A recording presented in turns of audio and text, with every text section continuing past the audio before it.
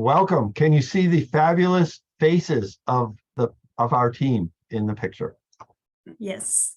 Great. So I wanted to start off that we are very blessed here at St. Joseph's University to have a very engaged and entrepreneurial team of faculty and students who are responsible for the work that you're about to see and our contribution to help UGC with SDG documentation and collaboration. And Michael, of course, is going to be representing the team today and doing a lot of the presentation. And Dr. Balducini is the other faculty member here on our team. And then we have our other students. And this is just, at these conferences, I always like to show the students and the faculty who are behind it, because this is what makes the UGC or any kind of network we're in really sing. So, Michael, I'm going to turn it directly over to you. Hello, everyone. My name is Dr. Steingard said is Michael Collins. I am the lead graduate assistant on the dashboarding side for the Sgd Dashboard team. So I pretty much handle everything from creating dashboards, client relations, publishing dashboards on client websites, and keeping dashboards maintained. We've worked directly closely with Drew over the past few months to have our University Global Coalition dashboard published on the UGC website, which I will now demonstrate for everyone. I'm going to share my screen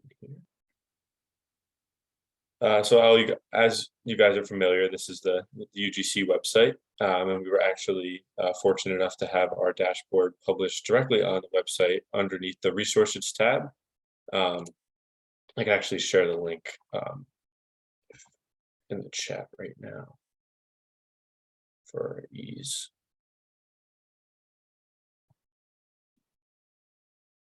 So this is our dashboard here on the website, and what David and I planned on doing today is going through a little bit of a demonstration on how the dashboard works for anyone who is unfamiliar with it and could potentially want to get integrated with the dashboard. So just a note to start off, all of our dashboards are accessible versions. So we have each element separated into different tabs to where you can kind of break down and see descriptions of elements, which I'll show a little bit later. So kind of to start off, right now we have 6 University Global Coalition schools that are within the dashboard that you can see within the higher education institution drop-down arrow here. So these are all 6 schools that we are currently integrated into the dashboard. And the dashboard obviously is going to highlight all 17 of the SDGs, which are along the top row here, and each with their description and a little icon here. And on the rows area, we have the impact areas that universities tend to gear their work towards. So we have teaching, research, dialogue, organizational practices, and partnerships, and each have their own description as well. And so within the dashboard, as you can see in the heat map, we cross the impact areas with the SDGs. So when a university would like to report a activity that impacts an SDG, they pair it up with an impact area, and it's found within the dashboard here. So each KPI or key performance indicator across the top kind of shows the breakdown of all the schools collectively at once within the dashboard. So as you can see, every SDG across all 6 universities in the UGC dashboard has been reported on. There's been a total of 238 activities, and 19 different countries have been impacted by these universities' work. Moving on to the bottom corner, we kind of took this 19 countries and visualized it into a map here to where you can see all the countries across the world that have been impacted by University Global Coalition schools. Just kind of going into the filter section, we can do a little bit of a demonstration highlighting some specific activities from our schools. We included an activity search too. So if a school impacts a certain area, you can go in and search. So for example, you can go in and look for example, African Development University. This filters out all of their activities over their reporting years and breaks it down in their own specific dashboard here as well. And in the bottom, we include links to these specific activities for the schools. So the links can be anything from a course description to a publication to a website to an article, pretty much anything that shows that the university is impacting this SDG and this impact area. So, for example, I will show you the African Union Summit. African Development University linked directly to a Facebook page, as you can see, and this shows that their African Union Summit is indeed a real activity that has been published. Moving on to the activity search, I'll use Georgia Institute of Technology as my next example. So for example, say you were interested in learning about Georgia Tech's impact on water. You can search water directly up into the activity search. And here you can see there's 2 activities that show Georgia Tech's sustainability on water. So this links directly to a feasibility study that the campus did on their water reuse on campus.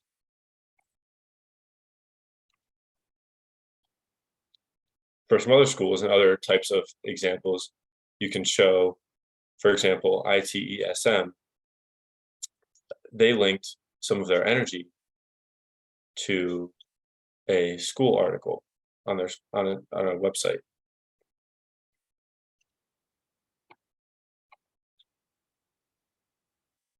I won't go over St. Joe's. I would like to highlight some of the other schools who are from St. Joe's, so I'll show some of the other schools. So our UPM in Madrid, you can search up, say you would like to see all of their activities within a certain impact area. You can also narrow down by, for example, partnership. And it shows that they have 5 activities in partnership, and you can choose from each of the activities, and you can also see a description of activities by hovering over there. And this, for example, takes you to another organization's website that features the schools within their article. And just kind of as a final example of a search, we can go through for UC Davis, and we can see, for example, UC Davis's impact on health. And this, as another element, can take you to, for example, a recording of a conference at UC Davis, or a webinar that UC Davis presented at.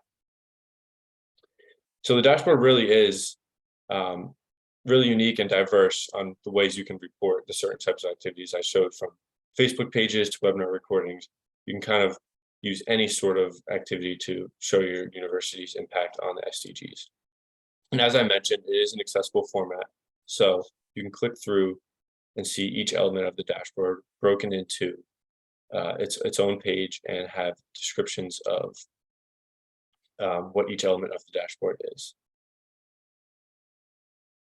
And this shows a broader view of the map. And each activity is shown in a larger format with another description.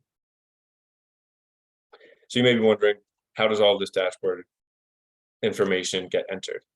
So we narrow it down into a very interactive and easy entry method. So we use a Google Sheet that we would share with your university, where you're able to input your activities. So I'll show a little example of how an activity would be entered.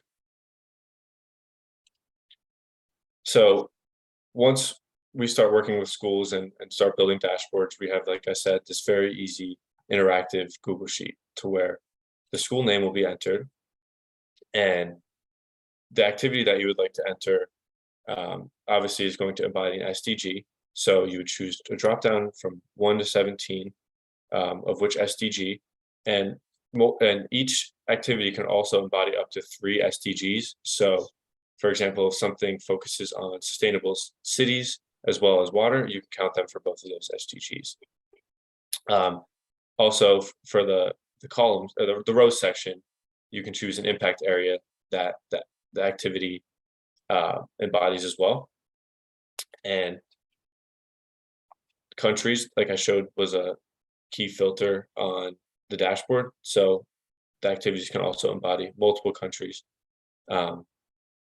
Here would be the activity title that would be shown within the links section of the dashboard, and the activity description, which is shown when you hover over the links as well.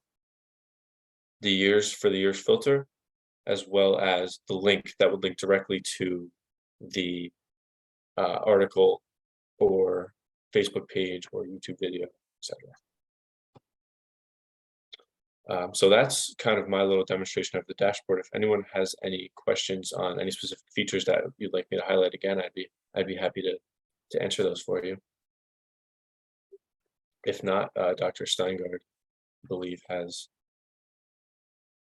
some more that he would like to talk about. Sure. And if we get some questions in the chat, we can answer those as well. Thank you, Michael. That was great presentation. I love how succinct and direct you are. That's going to serve you well in life. Thank you. Maybe just a little bit, Michael, you can scroll up a little bit so we can just see the totality of the dashboard. Just a little bit about the, thank you. And yeah, perfect. The original strategic intent that came along with the dashboard, and this is where I would be directly soliciting some input from the group here. Oh, we have a question.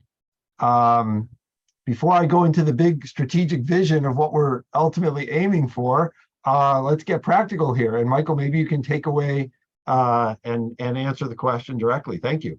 Yeah, so I saw 2 questions popped in about entering activities and creating dashboards for the first time. So if you are interested in creating a dashboard, I would be happy to set that. Like we do meetings and we do intake meetings, and we have a click through to kind of get the school's information that you would be interested in creating a dashboard for. And from then on out, we would set up a meeting, and I would kind of walk you through the data entry process again. And we start by making prototypes and showing how your data will be entered.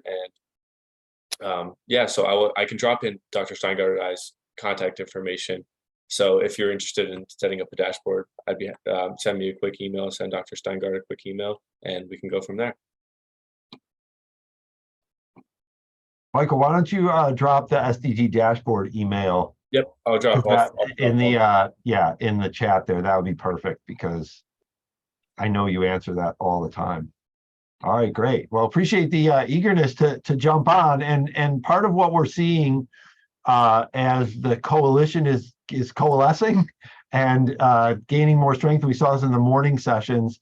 There is a real need to not just act and do all the great things we're doing individually, but part of the design of the coalition is to have coordinated, collaborative, partnership type of action, because that's how we leverage our best practices. We can scale a little bit, and we can go cross-sectoral. So one of the developments that we are looking to introduce, and this is where I would directly solicit input and have some conversation, and Drew has been very good about kind of helping us to understand what she sees as sort of the linchpin in all of this, is how can we leverage what you see before you with all its capacity. And it's very customizable.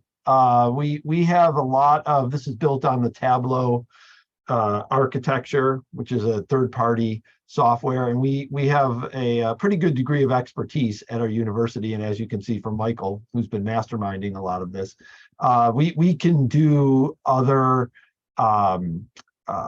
developments. We can do other kinds of filters. We can do some different things. But the idea is, what is it that we would want to know about partnering with other universities around similar interests? Do we have something to offer other universities that we're trying to collect partners? Would we like someplace, a centralized location in the UGC world to examine and kind of understand what other schools are doing? So I'm curious of how we might use the tool to unleash both the information and then the connectivity. So please, any points? I think anybody can just unmute and speak the way we have it set up, and we can see you as well. So comments, questions, ideas for how to increase collaboration in our UGC world.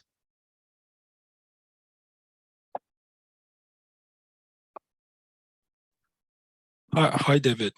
It's Ali here. I wrote in the chat. I'm from Strathclyde in Glasgow. Although I live in Edinburgh, so cheers to everyone from all the way from Scotland. Thanks a lot, first of all, for the presentation and for showing the dashboard. It's really interesting. I think from our perspective at Strathclyde, what we're trying to do is to capture the embeddedness of sustainability in general and all the principles of sustainability, the SDGs.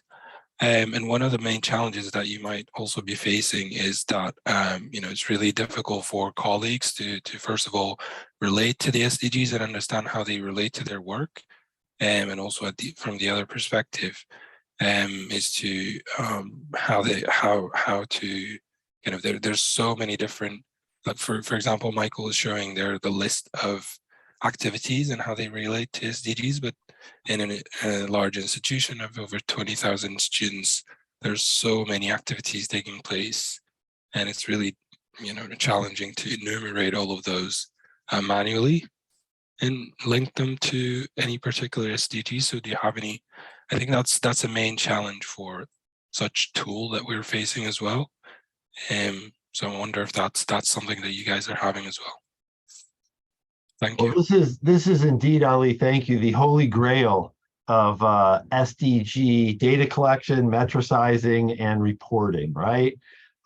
Where does this information come from? And as we're dealing in UGC with university level, this can be quite challenging because you're going to miss key contributions. So what we have found over the years, and Michael, maybe while I'm talking here, you can stop sharing and then get back on and show him Napier, show him, right? Something to show you in a minute. Here's been our experience. When a school leads and wants to demonstrate leadership in SDGs, there are various pockets around a university. Sometimes it's at a college level, sometimes it is in particular programs. And what we're finding as we look at the entries that have come into the dashboard, it really is the, boy, still some people coming in here, great. It is the kind of cream, if you will. Like, what are really the best practices that demonstrate the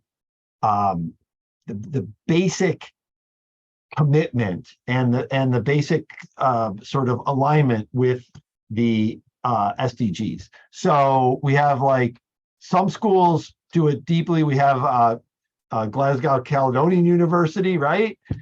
In your neighborhood, they have like over 500 entries. And what they've done is they actually have entries of SDG related courses that connect through the blue links to their course catalog. And there's detailed information about exams and texts and assignments. So it's really a way for the schools to start to document and demonstrate at whatever level where they're starting what their commitment is. And once it's established, and Michael, maybe you can just share the UGC one again for a second. I can point something out. What we're hoping. Okay, thank you. Is that in the histograms around the edges, so there's the 85 cells, and then there are the histograms, which basically give some summary metrics. You can see, and this has been very telltale and consistent across dashboards. You can see in different ecosystems of dashboards, we build them for business schools, Jesuit business schools, AACSB accredited business schools. We have a number of different domains in which we work. But you can see where the activity is, and probably more importantly, where it is not. Number 14, life underwater, our oceans, our source of everything, where we came from. That entry, and again, it's not a criticism, it's just the fact pattern. In every dashboard we build, pretty much across all of these domains, we find very little conscious activity and research and teaching around life below water. So what we're hoping for is just to get people into the dashboard, and Ali, it's not going to be comprehensive, but if you're getting your best practices up, you're leading with, these were really proud, these are impactful practices for UGC. If we build this up, we can start to see from a strategic level of where the UGC is operating and where it's not. And this kind of ready information is going to help a lot with thinking about, and Michael, maybe you can show the reporting year that goes to 2030. We want to keep tracking all of this till 2030 and have a sort of summary of the UGC as a major higher ed global coalition toward the SDGs. So long-winded answer, whatever data you have, you start where you're at, and then once you show this kind of domestically back in your own institution, you will find a lot more comes out of the woodwork, because people are saying, hey, I am actually doing life below water. I just was never, solicited to get that information in there. Thank you very much. Yeah. All right. You have a question from Ryan, David. Okay, are we back up? Oh, hi, Ryan. It's been a while. Good Hey, to David see you. and Michael, thank you so much for your work in the presentation. I just want to build off of that last question. So, I mean, obviously, I love the dashboard, the work that you guys have done, and it's super. My question is a bit more, I guess, Machiavellian in a sense, and thinking about, we all have limited resources, how and why we focus on a particular thing. So, I mean, one of the things that we've seen in the larger sustainability world that has helped are when there are, metrics or incentives associated with it. So if you think of the LEED system, or you think of STARS, and obviously the Times Higher Education Impact Assessment is the one that comes to mind in this area. So I'm wondering if there's been any thought of how we can link this to incentives, if you will, in that assessment, to kind of help bring people to this and keep them there, versus, potentially the argument of like, well, we want to have all this stuff, so it's great, but what's that kind of driver every year to go through and really make sure things are updated, et cetera.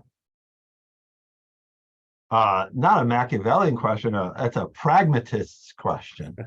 Thank you. So Times Higher Education, Duncan Ross, who I'm going to be on a panel with soon at an AI and analytics conference. And I've had this discussion with him. I've had this discussion with other platforms. I mean, there are many ways up the mountain for reporting your impact. And that is a great thing in terms of diversity and inclusiveness, right? So there are many free tools, there are many different platforms, and all of that is great. When you start getting into the Times Higher Education, that is a much higher threshold of effort and finances to be in that. So one of the things that we are trying to do a little bit more with the dashboard are two angles on it, Ryan, is to democratize access to the tool. So there is no charge for this tool. It is provided. We have money from corporate foundation. We have money from our dean, and we have some donors who believe in this work. So we want to make it accessible. And then the second sort of aspect of it is we are doing it in a more artisan craft way than a large industrial scale. And that's why you see in the, are we up to 150, Drew, in UGC, 175 schools? We're over 200, I believe. Okay, so there you go. I got to update my own dashboard in my head. So by taking 200 schools and giving them a common template, we can actually have a sort of functional ecosystem of best practices that we can share and work from. So, and I have aspired, I have to be very candid, I have aspired when this first came out, when it was just literally a mock-up with no buttons, it was just an idea I had during my sabbatical. I did have a grand design that this could be a platform that we can plug into so many different things. And what I've realized now is that that's not going to happen with this particular platform. And I would not like to see some generic template that is used everywhere, because I think it would really be, one, exclusive, and two, people need flexibility. Schools need flexibility in how they express their commitment. So instead of having set standards and thresholds, a tool like the dashboard and other sort of collaborative reporting tools allow you to stylize it and put in what matters. All right, should we take some other questions in the chat here? Okay, framework. Yeah, so, well, that was also Drew in the voluntary university reviews. The other issue you have is not everybody is doing voluntary university review. And if that did take hold and that became like a standard platform of UGC, we could certainly work to hook up. And I'll give you a sort of analogy of how that might be possible. We also have a dashboard. Actually, Michael, can you put it up while I'm talking, please? The VLR. So the voluntary university review, which is just kind of getting started, there are a few schools, came from the voluntary national review, which is the idea that nation states will voluntarily, and actually I have South Africa and UAE on my shelf, the physical paper reports, that these schools would report on their activities related to SDGs, and came out of that with the next level, which Michael will show you here, is we have been working with 3 different UN groups, Local 2030, UN Habitat, and UN DESA, which is Department of Economic and Social Affairs, which houses the SDGs, if you will. And they have, you can click up the city there, Michael, please. There are now 570-ish voluntary local reviews that are voluntary SDG reports at city or regional levels, or the state of Hawaii has one for the whole state, which is great. And these are disparate PDF reports that are sometimes 75 or 125 pages. And we have tidily consolidated all of them and made them searchable. You can go down and see they have different categories in the impact areas: people, planet, prosperity, partnership, and peace.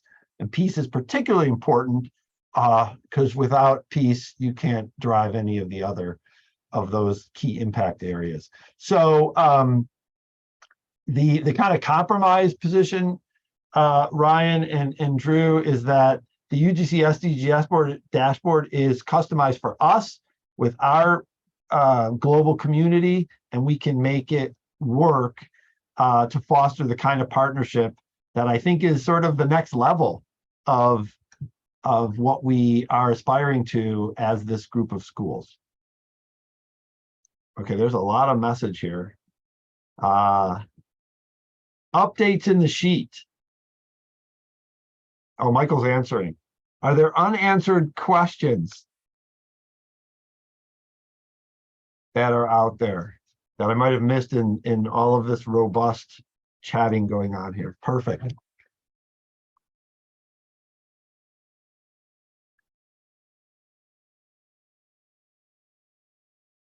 So, Michael, if you scroll up a little bit, I would like to ask this question of the group here while we have, I'm going to make you my focus group, my marketing focus group for how we might take this to another level.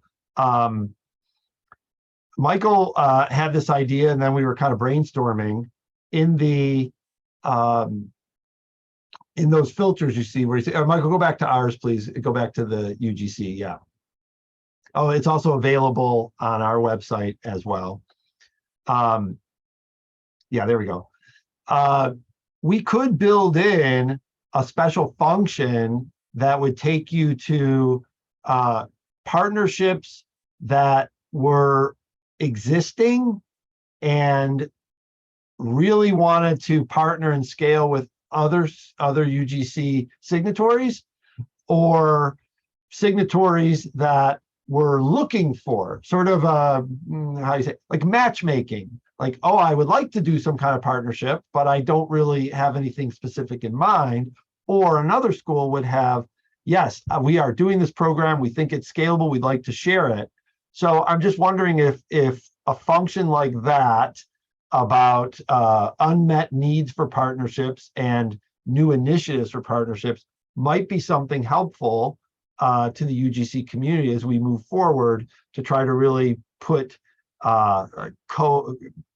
coordination and partnership squarely in our function as a community. So any thoughts about fostering that kind of partnership?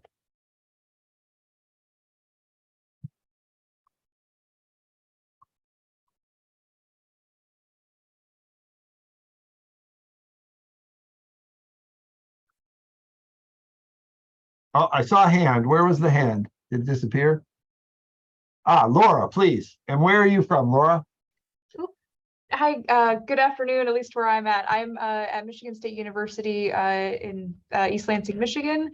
So at least for me, I'm not going to fully answer your question because I think this is really, really exciting, and I'd love for MSU to be a part of it. But I think we would need to do some socializing here with all of our faculty and whatnot to kind of put the pieces together to see our own dashboard, and then as a next step being able to engage in some dialogue around partnering. But I mean I like that concept though. I mean, it sounds like a great opportunity to take advantage of looking at where are there unmet needs or opportunities to collaborate across institutions. I think it's really, really exciting. Well, thank you for that good word. That's helpful to know that there's interest. So to get you started, Drew, do you have a link? Wait, is Drew still with us here? Yes, of course. Oh, Drew, do you have a link to the 17 rooms process? Because I'm thinking for, I can find it. Yes. please. I'm thinking for Laura and other schools as a way to get started in terms of kind of taking your own temperature, doing your own benchmarking. And Drew, maybe you could say a little bit about your experience facilitating this both at UGC and at Georgia Tech. It's a very powerful process to try to cultivate the kind of aligned mindset or zeitgeist of the SDGs inside the institution, because sometimes for especially at a high performing research driven school like yours, it may not be top of mind to translate all this activity into the kind of impact with SDGs. So there is a process that any school can use, and there it is from Brookings, very powerful. Yeah, that would be great. Michael, do that, please. He's sending me a chat, so I'll just chat him back.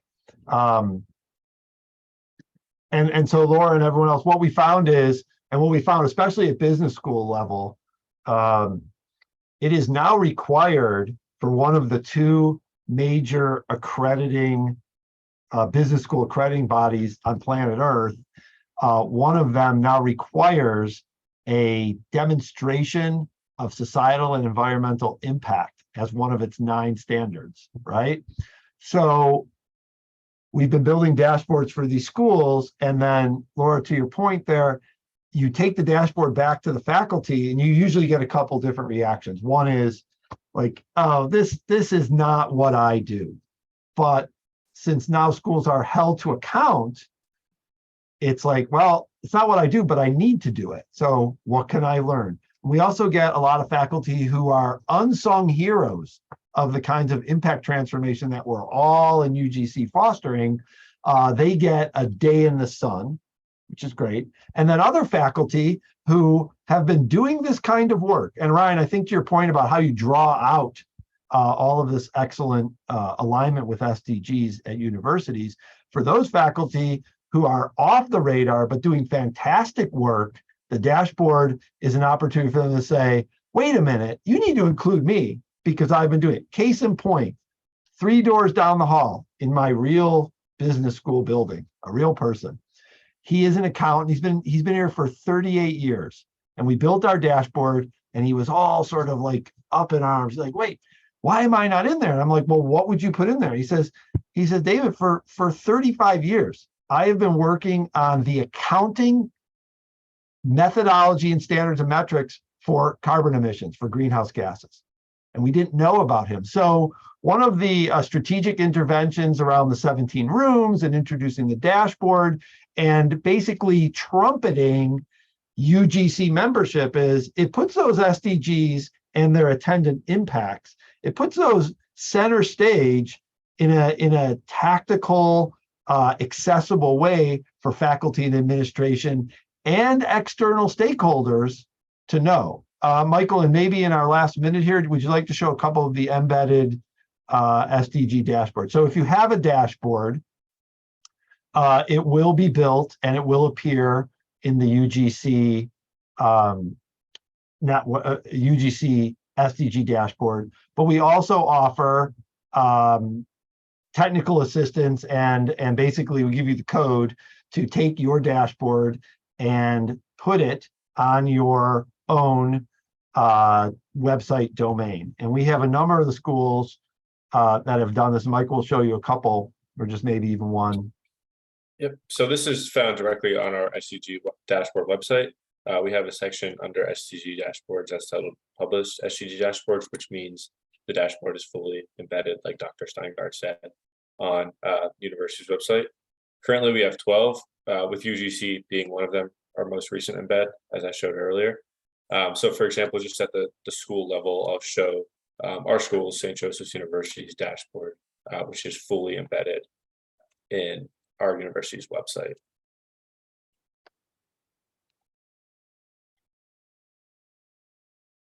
So as Dr. Steingard mentioned, it is more of a technical thing. We'll provide code, and this is an example of what it would look like directly. As you can see, this is on the sju.edu website, and this is a process once the dashboard is completed that all universities have the option of adding it to their website. And we have been using it just from our own sort of UGC example. We've been using it both, thank you, Michael, internally, as I said, to engage the faculty, but also externally in our accreditation reporting with our donors, with our alumni and our sort of corporate partners. And this is done, it's been very helpful to let other people know, other institutions know that you are committed and actually doing something toward these SDGs. And a question there about job titles fitting in their role. You mean who at a school would be in charge of a dashboard? I'm not quite clear on the question, please.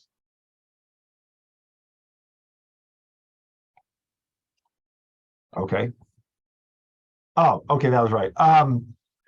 So this is a very good, and as I'm going to make a bold assumption here. Oh, we got to kind of wind down. A bold assumption here that all of you on this webinar are committed to engaging and accelerating as much SDG impact around you in your university as possible. That's a fair assumption. So how do you do that? How do you locate a sort of a nexus of transformation around this? And to Ann's question specifically, right? So what I found is at the university level, if you could find somebody, for example, like Drew, who is in the middle of a lot of different sustainability related activities and is close to the president of the university, that always makes sense. That's basic. The other angle is, so you want to find leadership who can sponsor this, and then they will delegate the construction. The other angle is every school has some type of accreditation processes at the university level, at the college levels. This is a perfect tool to introduce to those people, directors of institutional effectiveness. So there are really appropriate places, centralized and decentralized in university bureaucracies where this could sing. All right, and I hope that was helpful. Initiatives one-off. Oh, great. So we have had over the years back and forth about when are things a one-off and what is their impact and if they're continuing. So what's pretty consistent among the schools, and we are not the standards police. We very rarely will intercede and say, maybe that's not exactly how you would express it. So it's really how the school chooses to build it. But what we have found, and back to the 2030 extension, is if you have, there's a school that has a gender and leadership master's program, that should go in every year because that is a consistent, up-to-date, real impact producing program, right, every year. So something for like a lead building, the sustainability office or a lead building is a sustainability office you would not put in to the dashboard per se. And the lead building, if you have a lead building and you are doing the other buildings on campus, you can put that in there. And again, we will work with you. Lagging measures, impact. And Drew, you're probably going to cut us off to show those slides. So lagging measures, that will have to wait until our next gathering together. Actually, you know what we're going to do? We're going to save the chat because there's some really amazing things that are happening in here, and we will keep those as feedback. So Drew, please finish us out. Okay, thank you so much, David and Michael and everyone for your questions. A lot of questions that I didn't even know I had until people raised them. So very interesting, and a lot of kind of tangential topics that came up in the chat too. So hopefully we can follow up on that as well around 17 rooms and SDG reporting in general.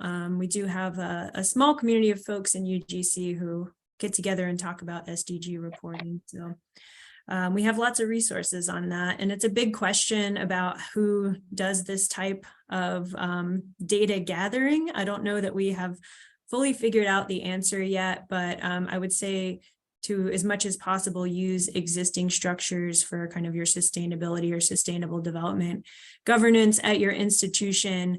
And then something that I put in the chat was that the library has been a really great partner in a lot of this in terms of publications. They do use software that tags SDGs at a lot of different institutions now. So just want to finish out. We're at our time, and thank you all so much for joining. This has been a really interesting session, and we're looking forward to developing this tool together. I do want to say thank you to the individuals and the institutions who helped contribute to the UGC conference. And if you can move to the next slide, Sam. Just a quick note that we do have several sessions remaining throughout the week. SDG 16 was mentioned at some point in this discussion. We have a fantastic session tomorrow starting at 10 a.m. Eastern time with some great multi-sector panelists. And then we have several sessions on Thursday and a couple on Friday to close us out. Next slide, please. And then just a couple of things to keep in mind. I see some folks on the call who have been engaged in the past with SDG Action and Awareness Week. That is an annual event that we host for a week in the spring. I guess it depends on where you are, if it's spring or not, but March 6th through 10th. That should be 2023. I'm just noticing that now, but in your mind, March 6th through 10th, 2023 will be UGC's SDG Action Awareness Week, and it's a very collaborative, partner-driven event where we invite folks to host events on the SDGs and topics of their interests.